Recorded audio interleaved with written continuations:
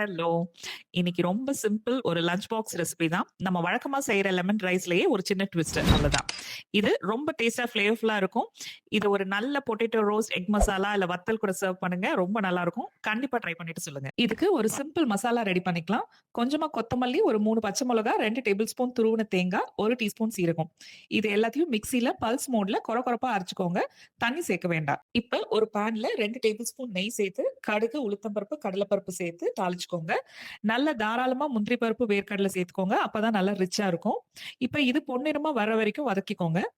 அடுத்து நல்ல பொடியா நறுக்குன இஞ்சி கொஞ்சமா, வெங்காயம் சேர்த்து வதக்குங்க. கூடவே மஞ்சத்தூள் 1/2 டீஸ்பூன், இந்த அரைச்ச மசாலா, உப்பு 1 டீஸ்பூன், ஒரு முழு எலுமிச்சை பழத்தோட ஜூஸ் இதெல்லாம் சேர்த்து நல்லா கலந்து விடுங்க. வேக வச்ச சாதம் சேர்த்து நல்லா கலந்து விடுங்க. உப்பு, காரம் செக் பண்ணிக்கோங்க. நல்லா மிக்ஸ் பண்ணிட்டு இறக்கிடுங்க. அவ்வளவுதாங்க. ஒரு super tasty masala lemon rice ready.